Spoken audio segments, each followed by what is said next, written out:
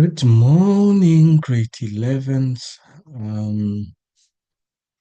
Welcome to Mathematics with Mr. KG. We are going to look at analytical geometry.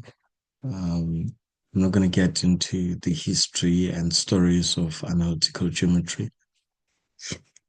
Let's focus on what what do you need um, or what background knowledge do you need to help you answer questions on analytical geometry? There are a few main equations that you are going to use when you answer questions on analytical geometry. Let's go through each and every of them. The first thing that you need, or the first equation that you would need, is the equation of a straight line, y equals to mx plus c. All straight lines will have this equation. The second equation that you would need is the gradient equation, which is the standard one, which is gradient m, which is small m, equals to change in y over change in x, or we write it as y2 minus y1 divided by x2 minus x1. So y2 minus y1 and x2 minus x1, it's actually the difference between 2 points on a straight line. Example, if you have x here and you have x there, I mean a point here and here, let's call this point A, and that's point B. The coordinates of point A from A to B, the coordinates of A, we can say these are x2 and y2, and then the coordinates at B, we can call them x1 and y1. Well, you can actually work out, you can swap the positions of these points according to your preference. The second equation that we use to determine the gradient of a function, or I mean the gradient of a straight line, it could be the angle of inclination. So your angle of inclination is an angle created by a straight line in relation to your x-axis.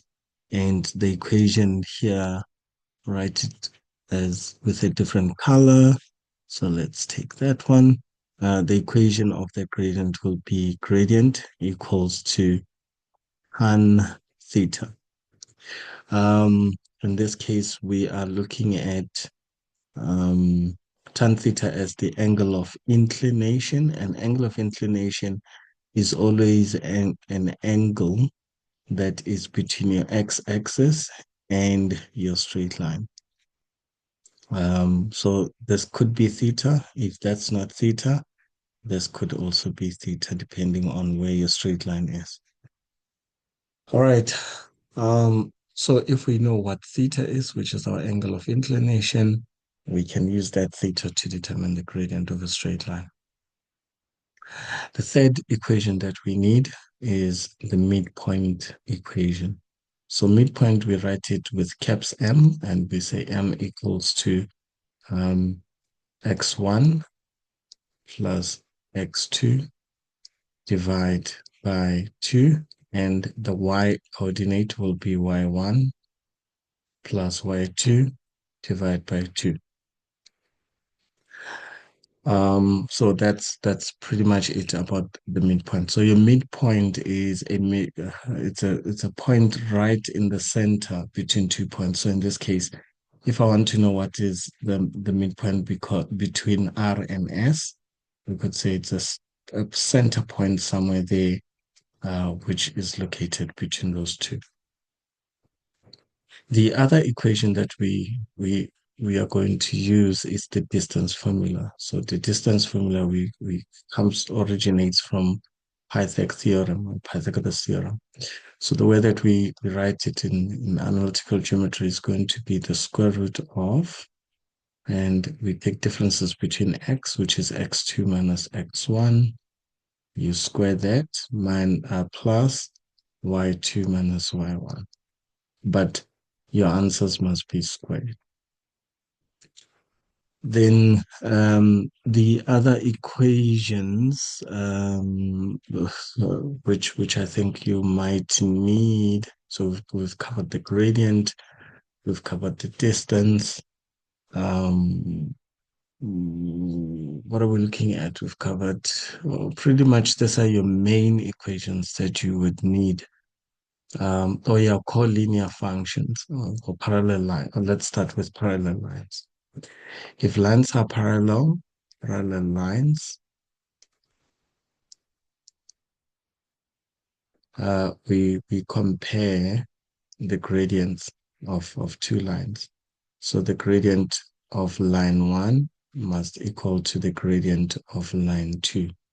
This only happens if the two lines are parallel. So give an example. So let us say this line SR is parallel to line PQ. Then it means that the gradient of SR is equal to the gradient of PQ. Secondly, we're going to look at perpendicular lines. So our perpendicular lines, um, we they are lines that touch one another at 90 degrees. So with perpendicular lines, again, we are going to compare our gradients.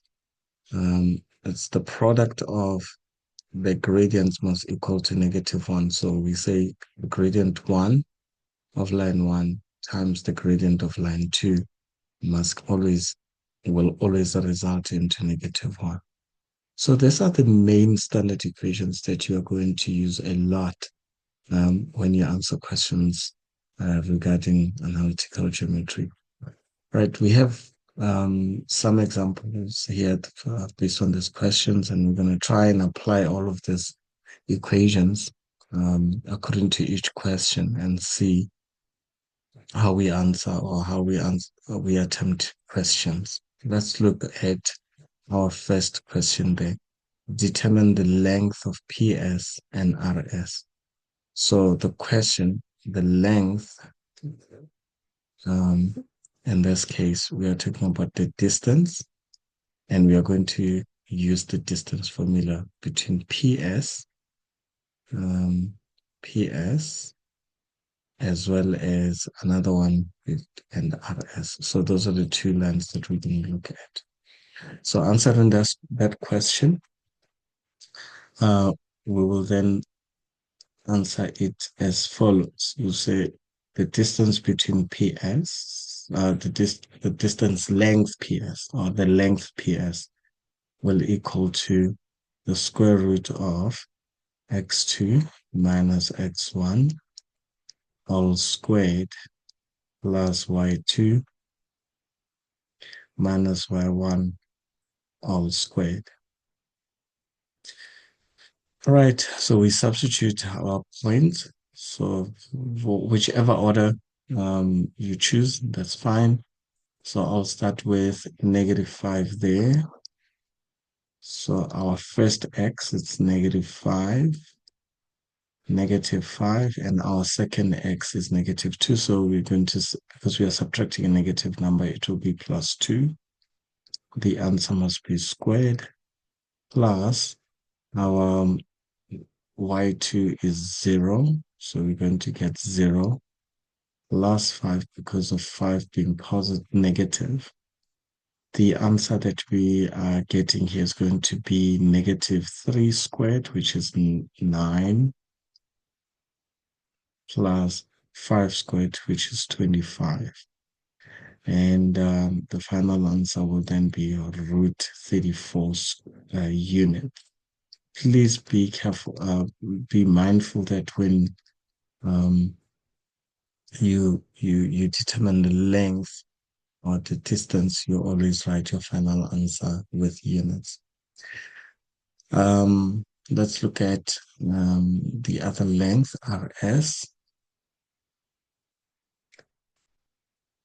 We still use the same formula. So our RS is going to be x2 minus x1 all squared plus y2 minus y1 all squared And then from here, we substitute um, our point of X. Yeah, I cannot see clearly. So let's take R is 3 and -2. So we can start with R. It's going to be 3. The second X is negative, so it becomes positive. All squared plus, let's look at the Y coordinates, -2 and 5, -2 plus 5 all squared. And then finally, we'll be able to get our answer. 3 plus 2 will give us 5, and 5 squared is 25, plus minus 3 plus 5 is going to give us 3. 3 squared is going to give us 9, and the answer looks the same as the previous one, which is root 34 units. All right, that's how you answer that first question. Let's look at the second question. Calculate the coordinates of M, the midpoint of PR. So we have to draw the line PR and find the midpoint. Right. I would ask you to always draw the line if you do not see it, and then determine the midpoint and put the coordinates there for yourself. Right. So we are looking at the midpoint between P and R. And let's say it's going to be somewhere around about there. This is where we can locate M, which is our midpoint.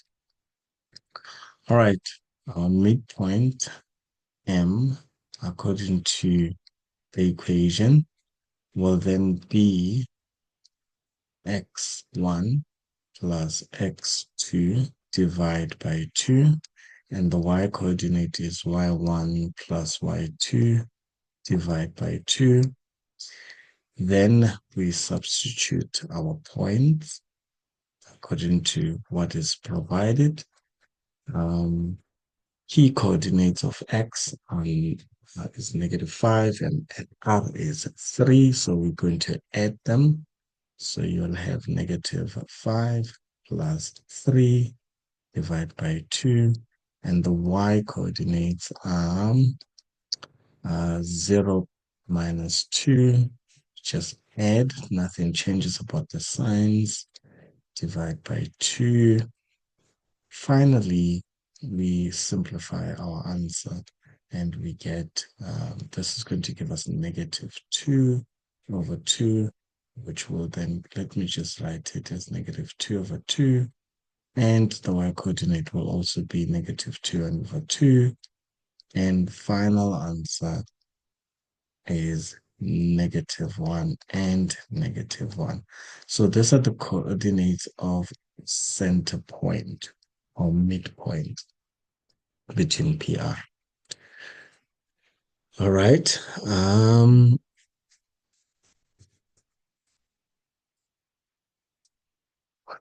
Okay, 1.3, the question says that show that the value t, which equals to 3, of show that the value of t, which is 3, if it is given that PR and QS bisect one another. So what do we understand by bisecting? So two lines that bisect, they cut each other at the same midpoint.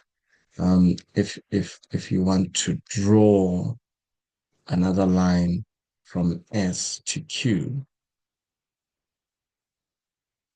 it will actually, SQ will go through M as well. Yeah, something that looks more or less like that. Used. Yeah, it's a point. Yeah, it's a point. If you look at M, it's like a center point as well. So it's the midpoint of SQ as well.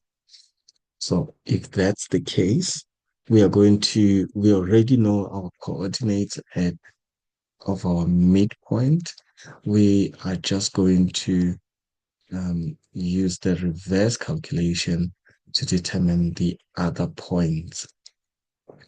In this case, we are only going to focus at point of y. Do not substitute t in the midpoint formula. You use the midpoint formula to work back to t. All right. So what we are going to do in this case, I'll just answer this question on the next page. So we are looking at t. T is our y value at um, uh, our y value from the other point. So let's take the y at the midpoint. So you write y mid will then equal to y1. So y1, in this case, we're going to take t, y1 plus y2 divide by 2. What we have, we already know what is our y at the midpoint. It's -1 equals to our y, in this case, is going to be t plus something divided by 2. Okay, let me just look at the second point that we're looking for. So we are looking at the point S. So it's going to be y minus 5. It's going to be, sorry, t minus 5 over 2. We cross multiply both sides by 2, or you can just cross multiply. You'd get -3 and -2, my apologies. -2 will equal to t minus 5. If you're not sure what I did, multiply both sides by 2 over 1 and this side multiply by 2. All right. So what we end up with, we then transpose -5 to the other side of the equation. We get -5, -2 plus 5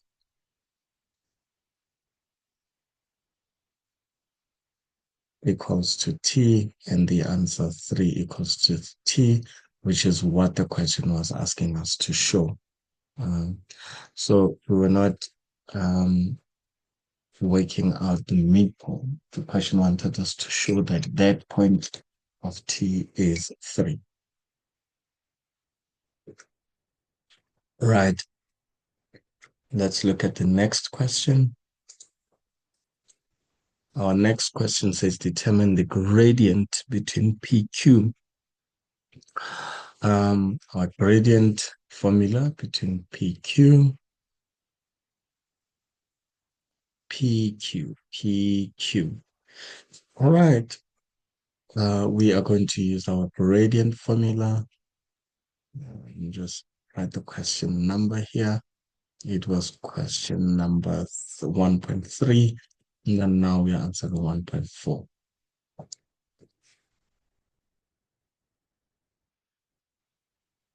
All right, 1.4.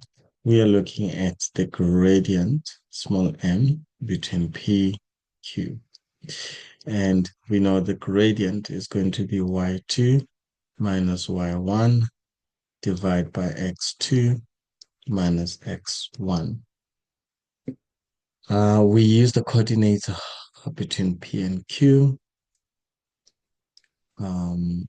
Our coordinates there at P, we've got -5 and 0 and 0 and 3. So our answers would be our y2 is the t value, which is 3 minus 0. And then we have 0 plus 5. Because the x coordinate at the other point is negative. We then end up with the final answer of 3 over 5. Just want to be 100% sure I substituted correctly. That's 3 minus 0 and 0 plus 5. Okay. That's the gradient. All right. Now we look at the next question. So here we had to use the equation m equals to y2 minus y1 over x2 minus x1. Calculate the size of P angle QR. So this is an angle. We can see we have to find an angle. We have an equation of that contains an angle, which is the gradient and the tan. So P angle QR. So we move from P and then we create angle Q and then we're going down to R. So this is the angle that we're looking at. All right. Um, how do we find this angle? If we know, okay, if so many ways that we can look at this. I'm just thinking of the easiest way. If since we know that the lines bisect each other, we could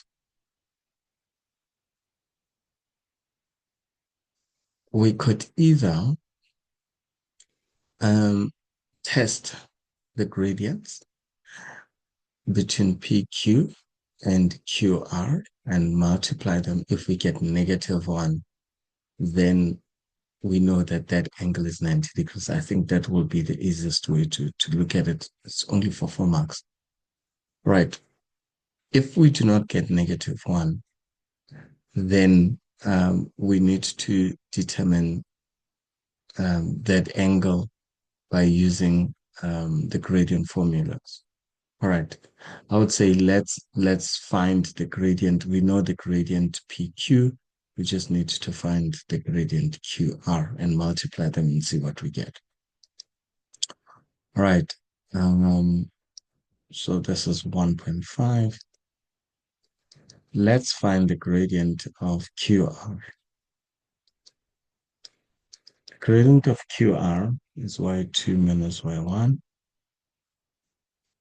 over x2 minus x1. The coordinates at Q, you said y is 3.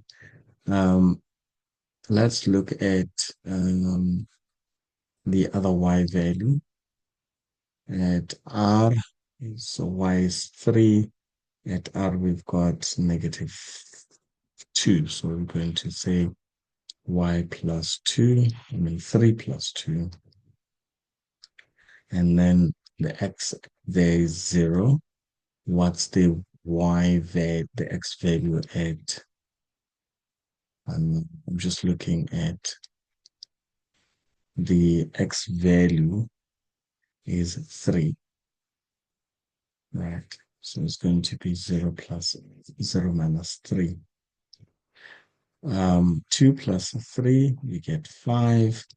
And then 0 minus 3, we get -3. We then multiply the two gradients and see what we get. If we get -1, it means that gradient, those lines are perpendicular. The gradient of QR, multiply it with the gradient of PQ, we will get -5 over 3, multiplied with 3 over 5. Definitely the answer is -1. So therefore, line PQ is perpendicular to line QR, which makes, if they are perpendicular, we can then conclude by saying, therefore, P angle QR equals to 90 degrees. That's basically it. Unfortunately, we didn't have to use angle of inclination in this context. All right, looking at the last question. The question says 1.5, what type of a quadrilateral is? So we look at different types of our quadrilaterals. Um, we can see that we have a 90 degrees at Q. So definitely S is also 90 degrees. We also have identified that PS equals to SR. Because PS equals to SR, we can then conclude that PQ will also be equal to QR. So if that's the case, our final conclusion will then be that the type of a quadrilateral that we have or that is given is a square. And why? So let's justify. First is that the diagonals bisect each other. Reason one.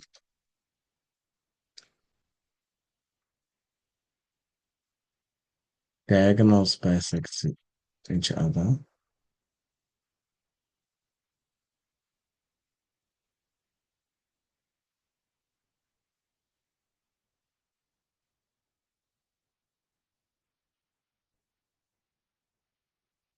Number two is that the points, each angle is 90 degrees, but in this case we can say because PQR is 90 degrees. And that's pretty much it. Okay. Or if you didn't want to use 90 degrees, you could say PQ is perpendicular to QR. So those are two justifications that we can use to say that this is a square. All right.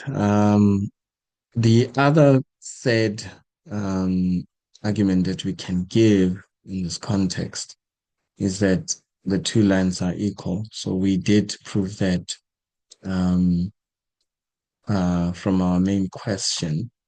The first question is that PS equals to RS. Could also be our third justification there. Third one will be PS equals to RS. I just want to be sure if it's PS and RS. It's PS and RS, yes. All right. So those are the three justifications that we could use. All right, grade 11s. I hope this helps for you to see how we use all of these equations or some of these equations in answering questions on analytical geometry. Good luck and have a lovely day. Bye.